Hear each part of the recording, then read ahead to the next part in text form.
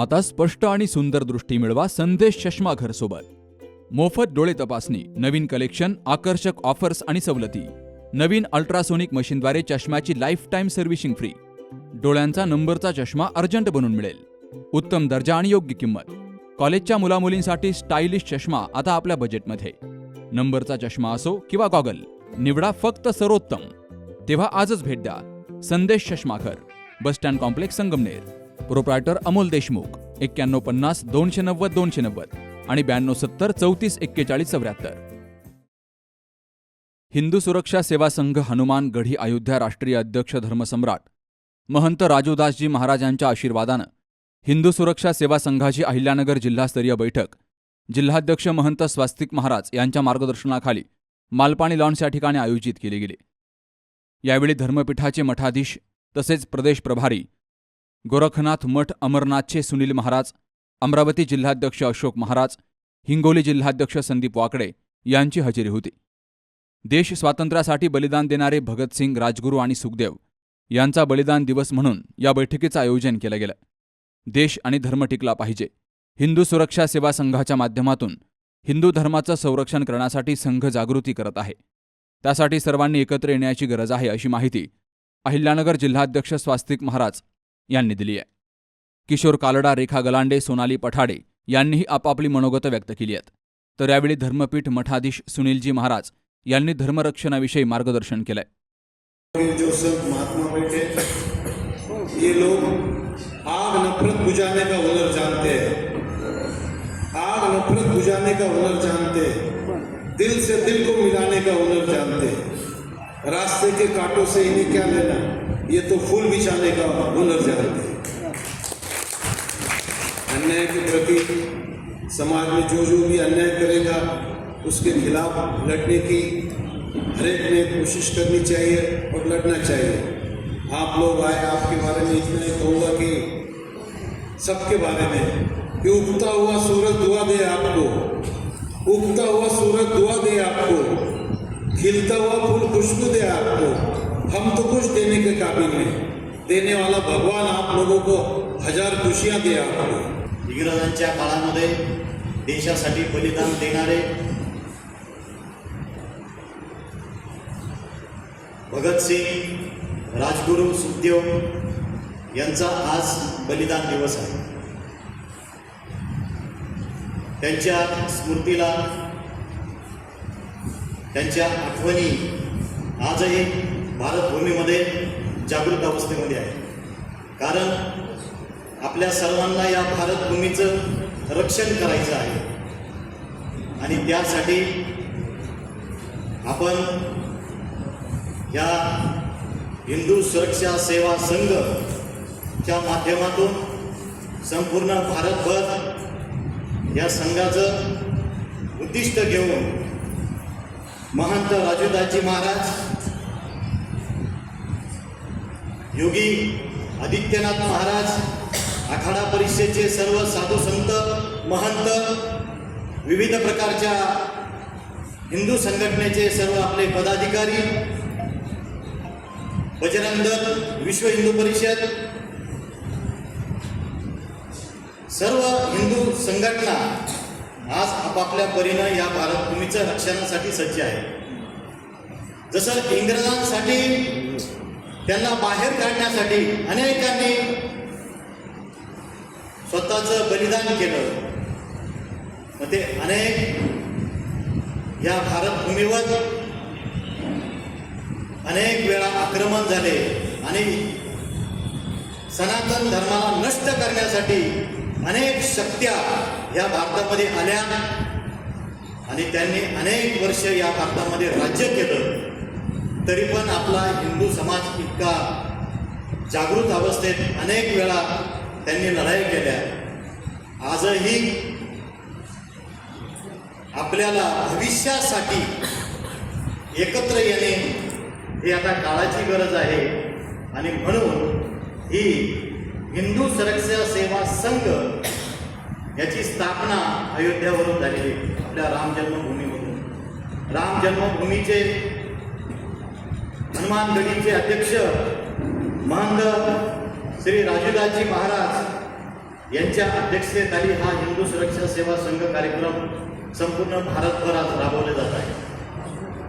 विविध प्रकारच्या भारतभूमीवर छुप्या पद्धतीनं जे काही हिंदूंना किंवा सनातन संस्कृतीला संपवण्याचं कार्य हे या भारतभूमीवर आजही चालू आहे आणि भविष्याचा काळ लक्षात घेऊन आपण या ठिकाणी या हिंदू सुरक्षा सेवा संघाचं कार्य हाती घेतलेलं आहे. आपल्या संगमनेर तालुक्यामध्ये अहिल्यानगर जिल्ह्यातील सर्व हिंदू बांधवांना आमची कळकळीची विनंती आहे, आपण सगळे एकत्र येऊन खऱ्या अर्थाने या लढ्याला आता एकत्र येणं काळाची गरज आहे. छत्रपती शिवाजी महाराजांच्या काळामध्ये त्यांनी त्यांच्या सैन्याने कसं या जिहाद्यांना बाहेर काढलं, आपल्याला या प्रवृत्तीला आळा घालण्यासाठी सर्वांनी एकत्र येणं ही काळाची गरज आहे. आपल्या तालुक्यातील हिंदू संघटित असणारे सर्व कार्यकर्ते यांनी या ठिकाणी बैठकीसाठी आलेले सुनीलदाजी महाराज, अशोकदाजी महाराज, संदीपजी वाकडे, अभय मंगळकर, दादा पाटील गुंजाळ, तालुका महिला अध्यक्ष मैनाताई डोके, अमोल भाऊ रणाते, रेखाताई गलांडे, विविध मान्यवर या ठिकाणी उपस्थित आहेत. सर्वांचं मार्गदर्शन आपल्याला मिळणार आहे. तरी आपल्या संगमनेर तालुका आणि अहिल्यानगर जिल्ह्यातील सर्व हिंदू बंधू आणि भगिनींना माझं एक आव्हान आहे की आता आपल्याला धर्म आणि देशासाठी कार्य करायचं आहे. हिंदूची मुलगी जर जिहादी जर ताब्यात गेली तर आपले कमीत कमी 3 पिढ्या या ठिकाणी कमी होतात. तर माझी संगमनेर तालुक्यातल्या सर्व मायबाप जनतेला एकच विनंती आहे की आपण हे संघटित होणं आता खूप गरजेचं आहे. खऱ्या अर्थानं आपण जर एक झालो नाही तर समोरचे जे लोक आहेत ते आपल्या धर्माचा फायदा घेणार आहे. आणि एक गोष्ट, जात पात बाजूला ठेवून हिंदू म्हणून एकत्र या. कोणत्याही प्रकारचं आपल्याकडे पद आहे की नाहीये याचा विचार न करता आपण हिंदू म्हणून एकत्र या. आपल्या फॅमिलीजमध्ये म्हणजे आपल्या कुटुंबामध्ये एवढं प्रेम असलं पाहिजे. ती मुलगी तो मुलगा वडिलांशी आणि आईवडिलांशी अगदी मोकळ्यापणाने बोलला पाहिजे. त्याला त्या व्हिडिओची गरजच नाही पडली पाहिजे की हे सगळं असं असतं समाजामध्ये. आई वडिलांनी त्यांच्याशी मैत्रीपूर्व वातावरण ठेवलं पाहिजे, जसं माझ्या वडिलांनी माझ्याशी ठेवलं. आणि सगळ्यात महत्त्वाचा मुद्दा, त्यांचं लग्न योग्य वयात झालं पाहिजे. शिक्षण अतिशय महत्त्वपूर्ण आहे. मी माझं 12वी नंतर लग्न झाल्यानंतर पुढे M.Com केलं. मग त्याच्यानंतर माझ्या हस्बंडने, माझ्या फॅमिलीने पण मला सपोर्ट केला. आधी M.Com आहे, मास्टर ऑफ डिग्री आहे अबॅकस वैदिक मॅथ्समध्ये. मी त्याच्या विद्यार्थ्यांना देखील एवढं मास्टर बनवतोय मॅथमॅटिक्समध्ये, वेगवेगळ्या कंट्रीजमध्ये घेऊन जात आहे. पण हे सगळं घडू शकलं कारण माझी इमोशनल स्टॅबिलिटी होती. माझ्या वडिलांनी मला योग्य वेळी सांगितलं की आपण आता लग्न करायला पाहिजे. मग त्यावेळी मी ठीक आहे, म्हणजे संस्कार तर होतेच, पण मी माझ्या वडिलांशी ती सगळं फ्रँकली बोलू शकत होते. आणि पुढच्या टप्प्यावर लग्नानंतर माझ्या हस्बंडशीही मी बोलू शकत होते. आणि हा सगळं मला असं वाटतं की मला रामायणातून शिकायला मिळतं. जेव्हा जेव्हा हरल्यासारखं वाटतं, जेव्हा जेव्हा थकल्यासारखं वाटतं, जीवन आहे, प्रत्येक टप्प्यावर आपल्याला सगळा सक्सेस मिळेल असं नाही आहे. कधी कधी आपण हरतो, थकतो, आपला समाज हरतो, थकतो. त्यावेळी प्रत्येकाने आपलं रामायण आणि महाभारत बघून आपला फीडबॅक घेतला पाहिजे. क्या आप कल्पना कर सकते हैं कि अगर मुख्यमंत्री की गद्दी पर परम पूज्य महाराज योगी आदित्यनाथ जी नहीं बैठे होते तो ऐसे न जाने अनगिनत बलिदान आज मिट्टी में दफन हो चुके हैं. कोई जानता नहीं था कि कोई संत कहीं पर इस प्रकार से मारा जाता है.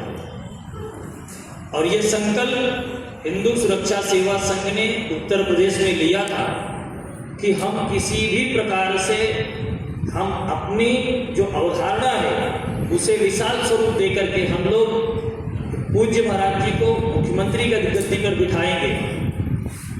और वो सपना साकार हुआ। तो आज आप लोग देखते होंगे कि महाराष्ट्र में मैं समझता हूं कि अगर विधानसभा हो या तो राजनीतिक दृष्टिकोण से किसी भी चुनाव में मैं देखता हूं पूज्य महाराज जी की आकर्षकता को लेकर के सोशल मीडिया पर खबरें आती हैं, इस सबसे ज्यादा उनकी मांग होती है कि वो चुनाव प्रचार में आ जाए। लेकिन आप लोगों को मैं बताऊं, जो ये उपाधि मिली है धर्मपुत्र का पूज्य महाराज योगी आदित्यनाथ जी को, ये ऐसे नहीं मिली हुई है। न जाने कितने आप जैसे कार्यकर्ताओं ने अपने प्राणों की आहुति उत्तर प्रदेश में दे दी, उसका आज कहीं भी नाम नहीं है। उत्तर प्रदेश की तब की जो सरकारें थी वो जाति के माध्यम से और मुसलमानों के, यहाँ पे मेरी बहन बोल रही थी कि मुस्लिम समुदाय है या मुस्लिम समुदाय या मुसलमानों का नाम लेने में हमें संकोच होता है। जिन बाबर की औलादों ने इस देश के टुकड़े करते आ रहे हैं, उन हरामी के पिल्लों को हरामी बोलना कोई गुनाह नहीं होता और संकोच भी नहीं करना चाहिए। तो ऐसे लोगों का संरक्षण करने के लिए वहां पर एक सरकार बनी थी समाजवादी पार्टी, और मुल्ला मुलायम उसका नेतृत्व करता था। कोई भी मुसलमान चला जाए तो उसे अपने पास में बिठा करके सम्मानित करता था। अगर कोई साधु संत चला जाए तो उसे अयोध्या में किस प्रकार से अपमानित किया जाता था आप लोग खबरों के माध्यम से जानते हैं। लेकिन आज वो परिस्थिति अलग हो चुकी है, क्योंकि गोरक्षपीठाधीश्वर परम पूज्य महाराज योगी आदित्यनाथ जी ने कहा कि अगर जो संत का सम्मान नहीं करेगा उस पर बुलडोजर चलेगा ही।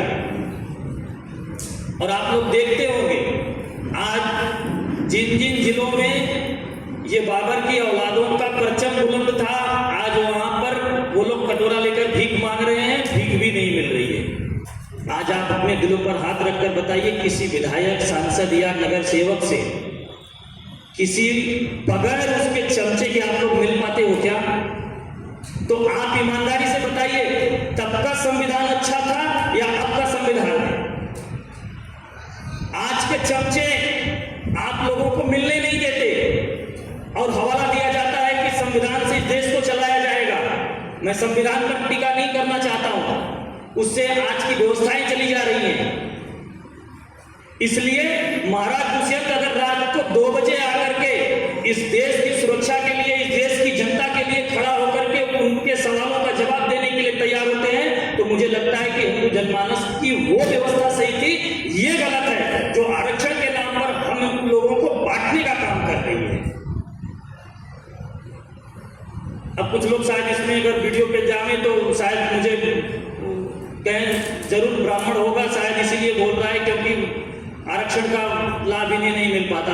हमने आरक्षण कभी नहीं देखा। 500 से ज्यादा रियासतें हमारे पुरखों ने दान कर दिया था। अगर वो चाहते तो अखंड भारत और संविधान लागू भी नहीं हुआ, लेकिन आप लोगों के पुरखों ने दे दिया। लेकिन आज उसी के माध्यम से आज हिंदू जनमानस को न जाने कितने स्थानों पर, कश्मीर आप देखे होंगे, उत्तर प्रदेश आप देखे होंगे, महाराष्ट्र में देख लीजिए, बीच में विधानसभा में एक बात उठ गई थी कि वो जो हरामी के पिल्ले औरंगजेब का कब्र यहाँ पर है, अगर उसे उखाड़ कर फेंक दिया जाए तो उस पर भी उनकी औलादें खड़ी हो गई थी कि नहीं, हमारे अब्बा का कब्र यहाँ से हटाएंगे क्यों? तो क्या इस परिस्थिति में आप उस व्यवस्था को मानने के लिए क्या तैयार होंगे? नहीं। जब 1965 की लड़ाई नेहरू के सामने हारे तो उस समय एक सांसद जो थे राज्यसभा के, खुद नेहरू जी ने उन्हें चुनकर लाया हुआ था। लेकिन उन्होंने देखा कि यहाँ पर नेहरू की गलती है, और वो थे महाकवि हमारे रामधारी दिनकर सिंह जी। उन्होंने बीच सभा में, संसद में खड़ा होकर के नेहरू पर टीका करते हुए उन्होंने ये नहीं देखा कि किसी नेता ने हमको जो है सांसद बनाया है, संसद से निकलने के बाद अगर मैं टीका करूंगा, संसद से निकलने के बाद मुझे शायद पार्टी से निष्कासित कर दे, वो डर नहीं था उनके अंदर। उन्होंने वहां पर कहा कि रोज युधिष्ठिर कौन है यहाँ, जाने दे इसको स्वर्गधीर, पर फिरा आज गांडीव गदा, लौटा दे अर्जुन भीम वीर, शंकर से कह दे करे आज वह प्रलय लिप्त फिर एक बार, सारे भारत में गूंज उठे हर हर बम बम की जयकार। या कार्यक्रमाच्या आयोजनासाठी सेवा संघाचे प्रदेशाध्यक्ष डॉक्टर अभय बंगाळकर, रामप्रसाद मिश्रा, दादा पाटील गुंजाळ, मैनाताई डोखे, अमोल रणाते, किरण बिबवे, रेखा गलांडे यांसह हिंदू सुरक्षा सेवा संघाचे पदाधिकारी कार्यकर्ते यांनी मोठं सहकार्य केलं. Sukhdev Gadekar, C News Marathi, Sangamner. आपल्या डोळ्यांची काळजी घेणारं पोखरकर नेत्रालय आता नवीन ठिकाणी सुसज्ज आणि अद्ययावत स्कायलाइट मल्टी स्पेशालिटी हॉस्पिटलमध्ये. डोळ्यांचे विविध आजार, ऑपरेशन्स आणि उपचार आता एकाच ठिकाणी. मोतीबिंदू, काचबिंदू आणि medical retina specialist doctor Santosh Kishor Pokharkar करणार आपल्या डोळ्यांच्या सर्व समस्यांचं परिपूर्ण समाधान. ठिकाण स्कायलाइट मल्टी स्पेशालिटी हॉस्पिटल, देवाचा मळा, बालाजी अपार्टमेंट जवळ, संगमनेर. संपर्क 02425 29 91 90 आणि 8108 17 63 65.